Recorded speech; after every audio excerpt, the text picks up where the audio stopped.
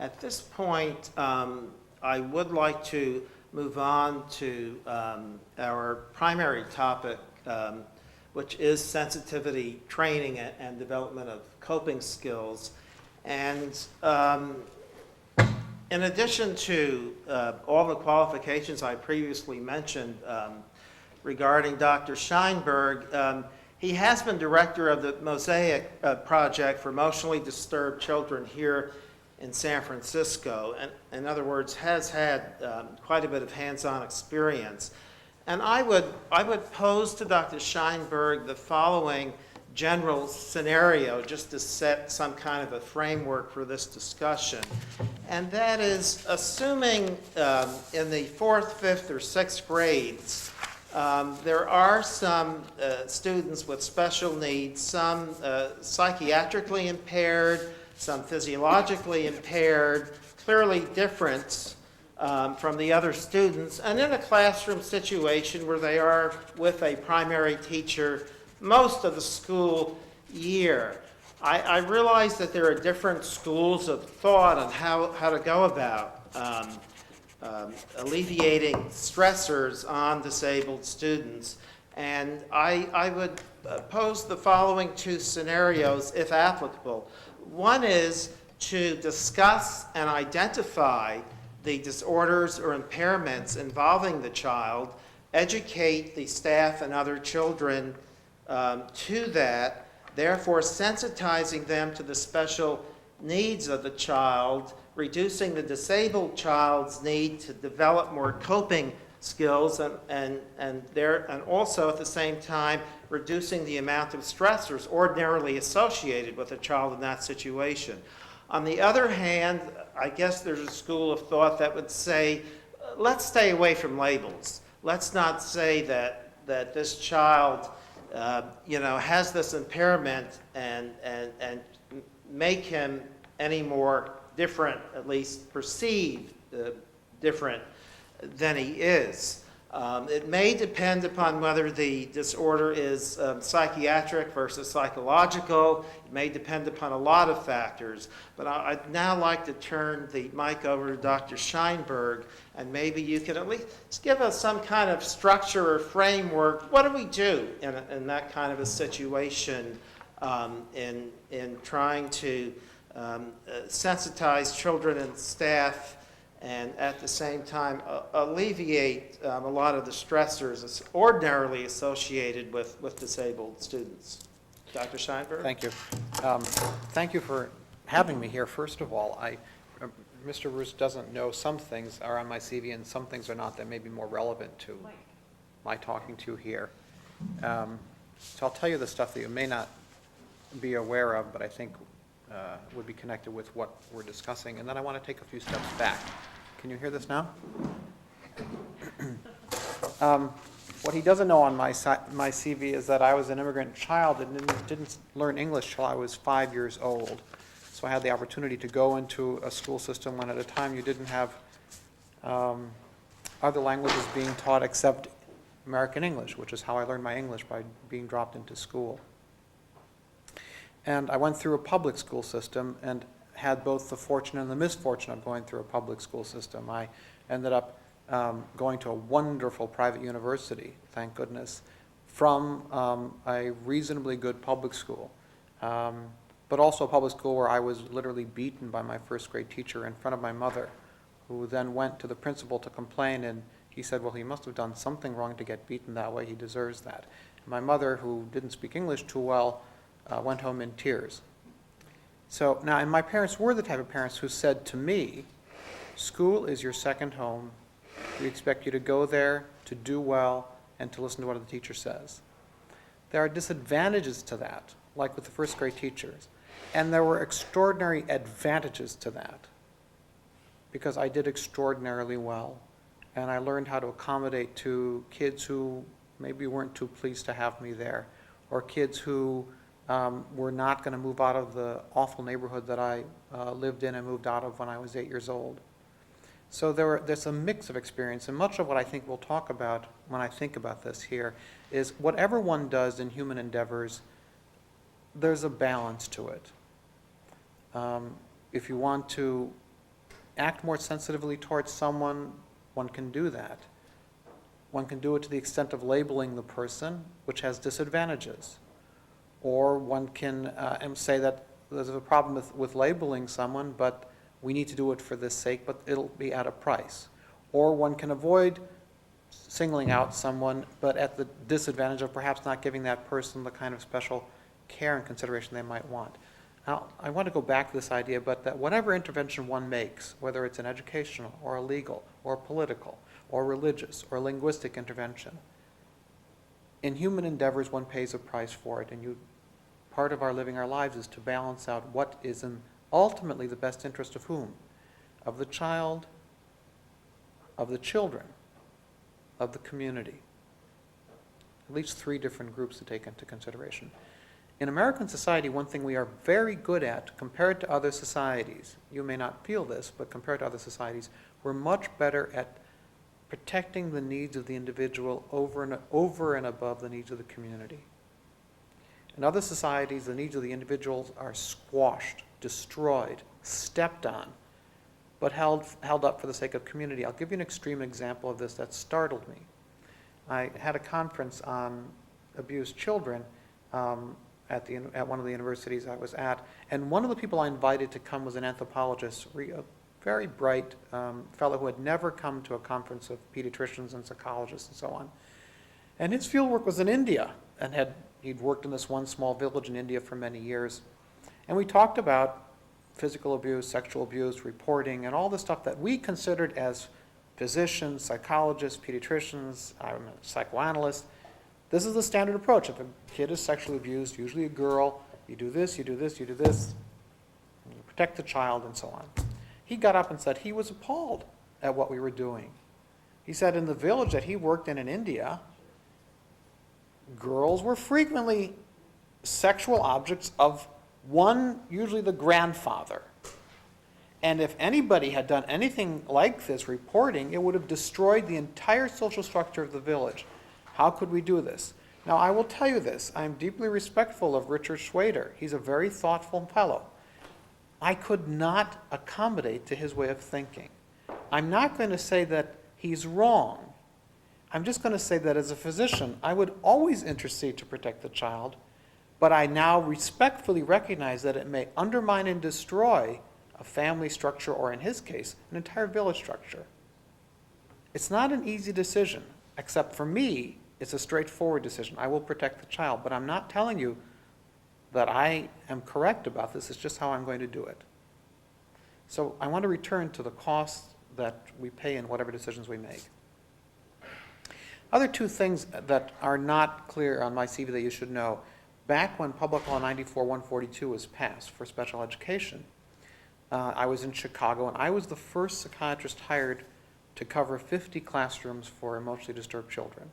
I was very young and didn't know what I was getting into, which is why I took the job.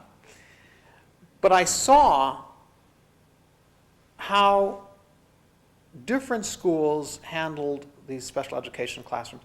One principal, for instance, welcomed them in, had 3 classrooms there, asked me to meet with the teachers in the regular classroom to identify special needs.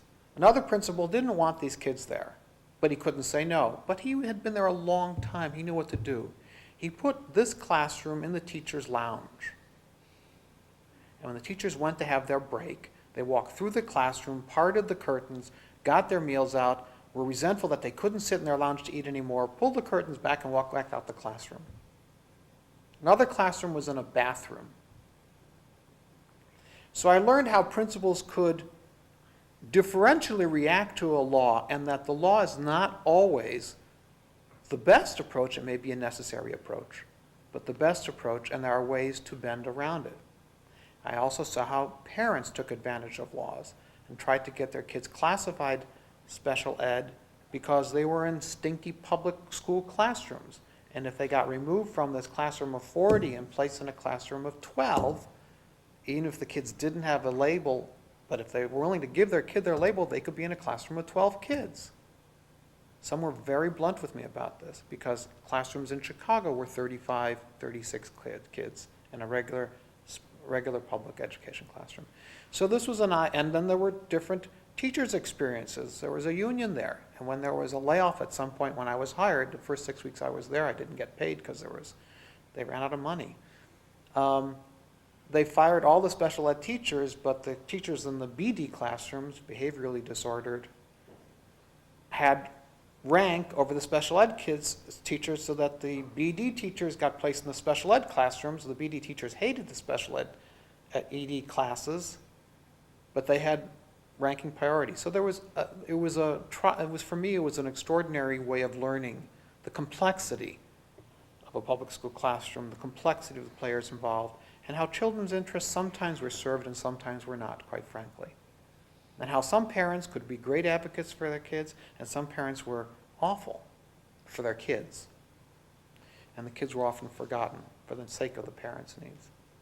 The third thing that's related to my work here is my 3.5 years as the medical director of the Family Mosaic Project. Some of you may know about this, which was a wonderful program, now changed profoundly, but was set up by the Robert Wood Johnson Foundation, one of 7 in the country, here in San Francisco, the state of Kentucky, state of Vermont, a couple other places, in which we took care of about 200 families, and the criteria for getting into our program were as follows. You had to be indigent. You had to have one child who was either placed out of home in an institution or at risk of out-of-home placement. Those are the 2 criteria. And my job there, and I had a wonderful staff of about 20, 25 family advocates who were from the community. They were from the Mission and the Bayview Hunters Point. They knew their villages. They knew their families. There was no nonsense playing them around. All the families, most of them, tried to play them, and there was no playing these people around because they lived there. They found out things. But our job was to advocate for the child. And I know there were times when I advocated successfully for one of our kids to get into a mainstream classroom. And most of the kids in that classroom suffered for having that child placed there. But it was my job to advocate for that child. And most of the parents who were parents of children in those classrooms had a legitimate reason to have been unhappy about what we did to that classroom.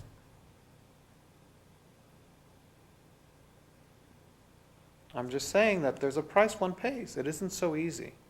It isn't an easy matter in human affairs. Let me return to this. What are we asking for when we talk about this? What are we asking for in a school system? Let's say a public school system to make it simpler. We'll leave private schools aside for the moment.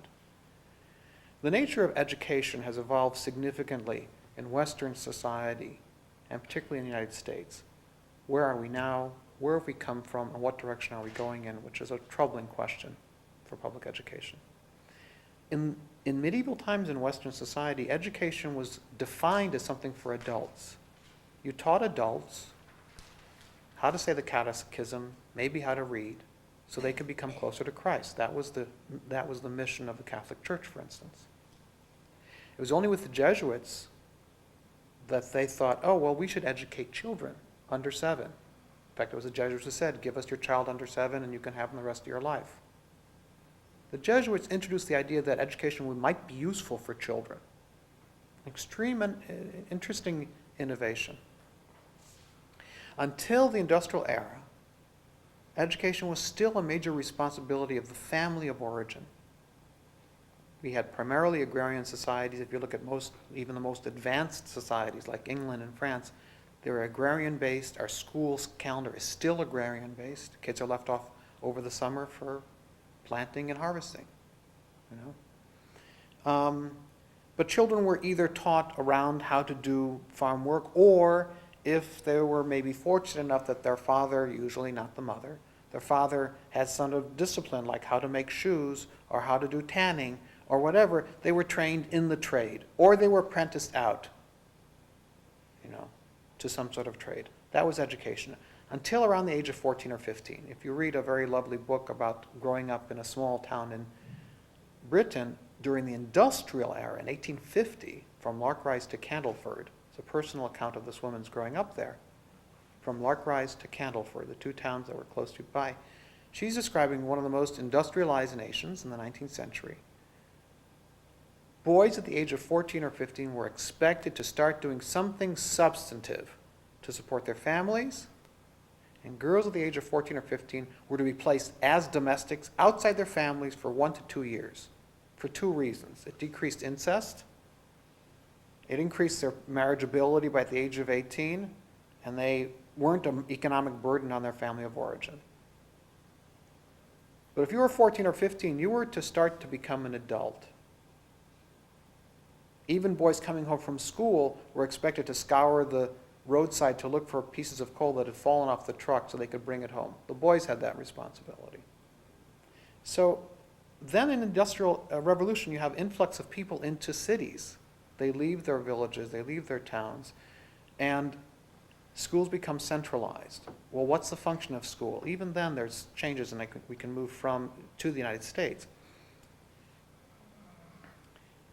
A lot of the responsibility of education done by the family is now given to a school system. Well, what is the responsibility of the school system? Let's say it turned the 20th century in America. It was kind of simple in a way. It was how to read, how to write, how to do arithmetic. That's the formal curriculum. What's the informal curriculum? You get to school on time, you stay there the whole time, and you leave when it's done.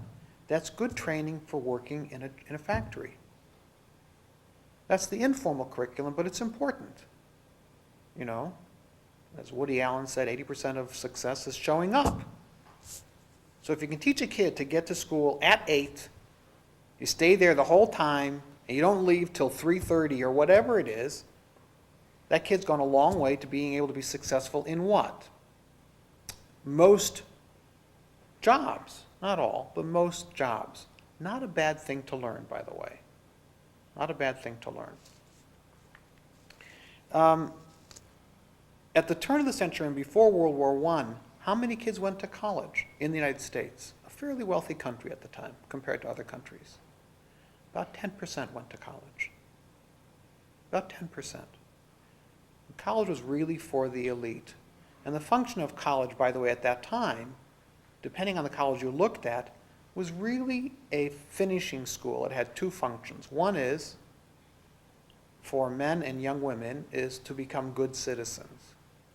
The reason you read Ulysses or the Iliad is not just to learn something from a long time ago, but to learn how to be upright in character, how to be moral, what are the temptations in life, and how to avoid them. That's why you send a kid. Why have a 4-year liberal arts college? It's a strange thing, 4-year liberal arts college. In Europe, most people don't attend such things. You know, I have colleagues who, at the age of 17 or 18, they decide they're going to go to medical school or law school or professional school in Europe. In Israel, you go to 3 years of army, and you don't waste a lot of time with college after that. You have 3 years of something that gets you into a profession. So we have remarkable luxury here. It's only recently that is since the 1950s, that we've had such huge an increment of percentage of people going to colleges and universities, and a huge increase in colleges and universities also, and a change in what their function is. Many universities now that are called universities are really technical schools. Even where I went, the University of Chicago, at one point they seriously considered not having a law school or medical school there, because the University of Chicago was to be a place of higher learning, and becoming a physician or a lawyer was sort of like being a technician. They reluctantly agreed to that. But the physics department successfully blocked having an engineering school at the University of Chicago, because engineers are really dumb. Do you see? So that there are different ways to look at what education is. Now, at the same time as we have this huge influx of people going to what we call college and universities, I have seen in my time in consulting in schools and going into schools, either as advocates for the children or as an employee of the school system, disastrous numbers of kids who are failing at our public school systems. The school system that I went through is having great difficulty providing a reasonable education for many, many children. The majority, I don't know. Most of them, I don't know. Many of them, yes. We have kids who are voting with their feet. They just walk out of school. They just don't attend in the Mission, in the Bayview Hunters Point. They're not even in special ed. They just don't go. girls who are getting pregnant at the age of 14 and 15 and 16. Maybe they go back to school, but it's not the same experience, you see. So we have a greater complexity, there are greater demands that we are putting as a society upon our public school system. We have given them over more responsibilities that we once had as families for our children, and we've added societal responsibilities, and they're no longer there just to teach basic things like reading, writing, arithmetic, but what else? Other things that add to the complexity of teaching. Let me return to Mr. Bruce's question of me, the sort of scenario of what does one do about the balance of treating someone special. And I'll use the word disability, but not very often. What if I were to respond and say, what if we asked two things of our schools and of those who are part of our schools? And I said those who are part of our schools because in the phone conversation that we had, the three of us before this, I kept returning to including the parents, including the parents, and including the parents. That is, the schools includes the children, the parents, and the teachers, minimally. What if we said there are two major principles? One, that all students should be treated as very special. Deeply important. One of the most important resources of our society. As important, maybe, as the silicon chip. As the wonderful, wonderful hectares of soybean and wheat and corn that we harvest. We have wonderful resources in American society, but perhaps our most important resources are children. And some people may say that, but do we really commit ourselves and act in such ways that that's true? Number one. So all children, I'm going to not use that word disability. All children should be treated in a deeply sensitive, personal way. Every child in the classroom. And I'm going to add a second thing that'll make this more complicated. That everyone in the school has to make a commitment to developing a sense of community, even at the expense of their own personal needs at times. What if I respond in that way? Do you see how I'm making the answer very much more complicated, and I'm making perhaps your lives more complicated? All children should be treated very specially, without labels, and all children and their parents and the teachers should make a commitment to developing a sense of community that they can take with them. Now, some of you know there's a school that was in England. I'm trying to think of the name just a moment. The book was written about it. Summerhill, right. It was a wonderful, wonderful experiment, perhaps only could be done in England, where there was a sense of profound democracy there. If children broke certain rules, they were brought before a panel of children. If teachers broke certain rules, they were brought before a panel of children. Publicly. Including the director of Summerhill at times. He had been insensitive in such and such a thing, he had done such and such a thing. The charges were brought before the panel, the children discussed it and so on, they made a majority decision, and either he was, told no problem, or he said, well, yeah, you weren't sensitive, would you do the following things? This is A.S. Neal who did this. Okay? It's an extraordinary concept. By the way, it wasn't just A.S. Neal, Janusz Korczak, who died trying to save the children that he took care of in Poland. He went with them to concentration camp because he didn't want to leave them alone. He also had a school like that. So it's not a unique idea. But what if I put a demand upon us in here that we develop truly democratic school systems with our being obligated to the children obligated to themselves? Both. That we're all accountable to each other. And the major thing that we're accountable to is developing a sense of community where we have a sense of responsibility and sensitivity to each other, and sometimes at the expense of our own personal needs. An example of this, by the way, it's not simply something off the top of my head. The Israeli kibbutz is an example of that. Everyone owns the kibbutz. No one can own the land because it belongs to the Jewish people. And everyone has a commitment to the community, and sometimes your own personal expense. So my college roommate, who lives on a kibbutz, has 6 children and owns nothing, and works in a factory, although he'd prefer to work in the field, but he's very good at working in the factory, and the kibbutz asked him to, and he's figuring that after a while they'll let him go back to work in the field, which is really what he wants to do. And he makes jokes. So like when it's his turn to sweep the carpet in the factory, he says, "I'm going to mow the lawn." Do you see?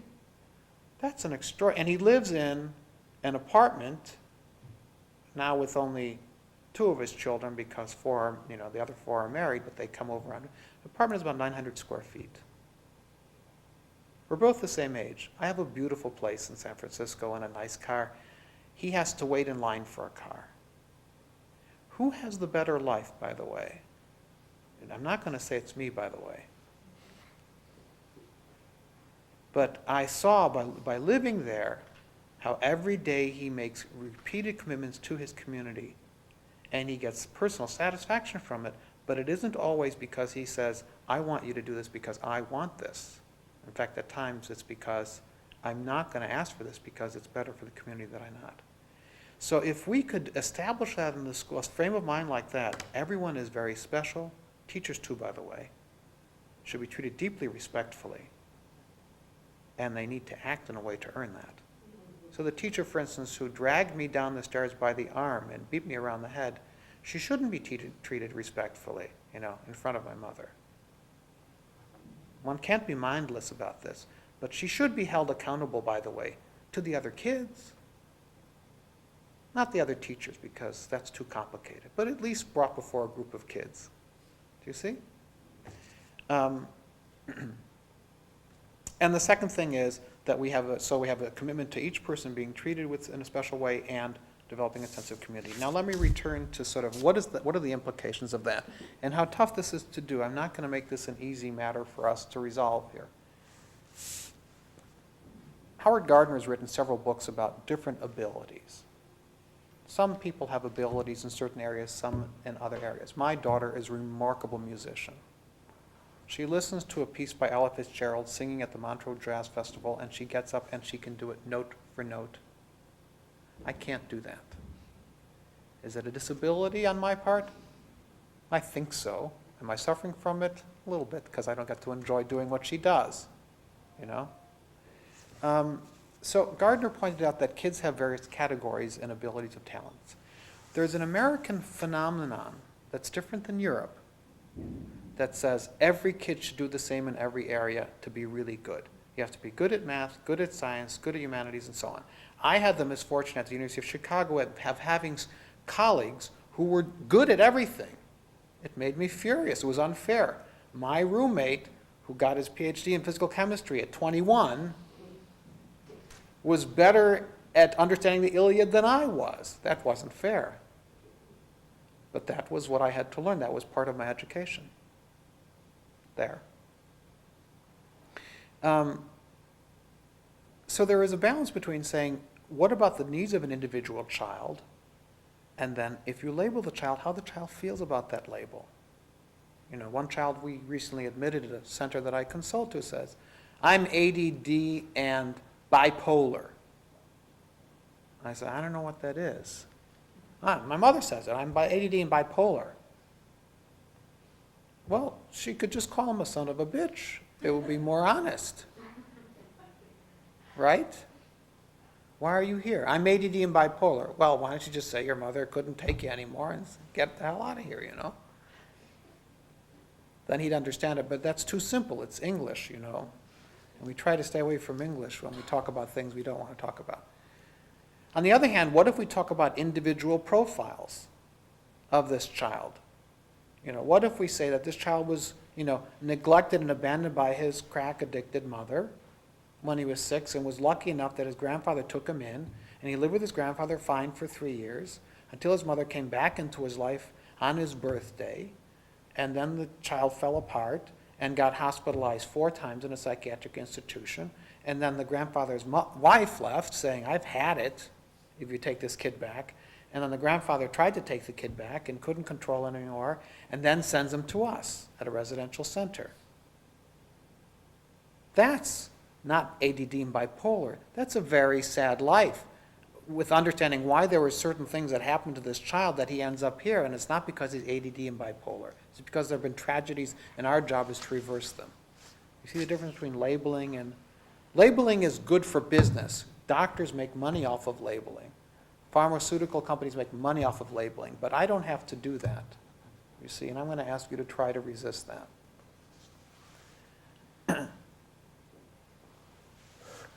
What about, that's fine. I'm going to finish up in about 10 minutes. I'm talking more than I thought I would, but I'll let you, I see that you already are comfortable interrupting, so I'll let you do that. What if we say,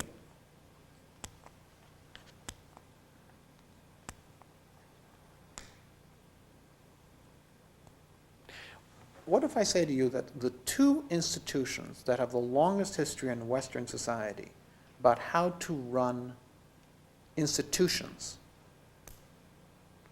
are the Army and the Catholic Church? And if we wanted to learn how to run institutions well, we should learn something from them.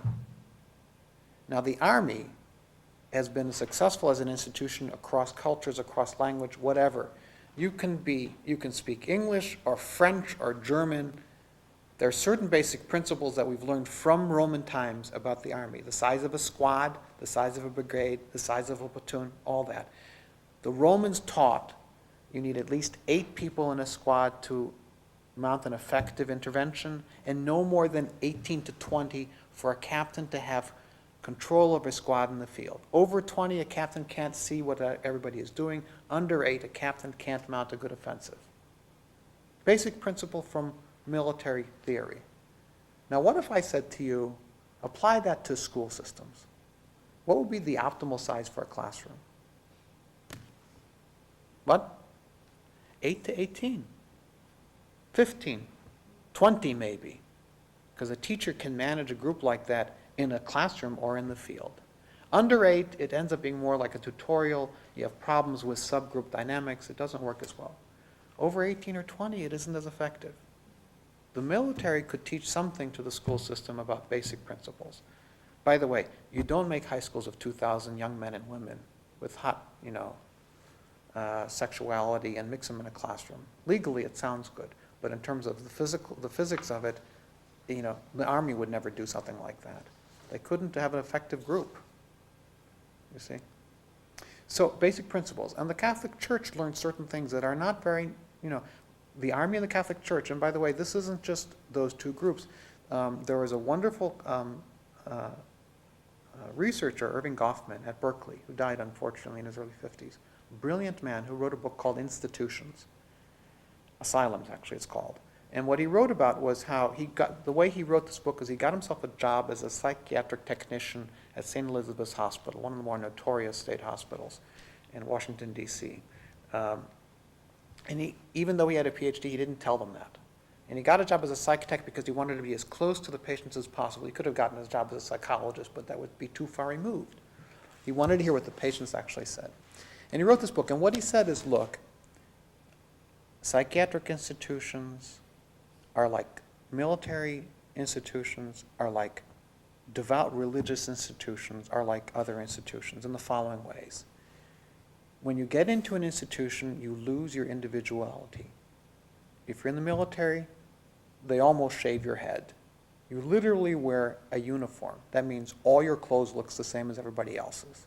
If you're below a certain height, you can't get in. If you're above a certain height, you're a bother, you can't get in. If you weigh too much, you can't get in. And if you're too sick, you can't get in. Because the military has certain goals. And one of the goals of the military is you begin to have a commitment to your squad, sometimes at the expense of your own life. That's an extraordinary thing to achieve. So Goffman's genius was that institutions can be more similar than different. Now, part of what he was brilliant at was to point out that it's a form of dehumanization if it's done badly. The military can do something like this if it's done well, and you get a sense of cohesion, group cohesion, a sense of belonging, and a sense of doing something effectively, fighting a war. A religious order does it. There was recently in the New York Times an article about, recruiting monks and priests. A religious order does it, and people give up their wealth. It's extraordinary. Live in poverty, have a dedication to a certain belief system and a group, have their heads cut or shaved or whatever, and wear a uniform. Now, when it's done badly, what does it do? It takes away a person's sense of individuality, and it doesn't give them a sense of commitment and belonging to a group. So Goffman's point was that at some institutions, like some state hospitals, people lose their individuality and gain nothing for it. That's the danger of something like that.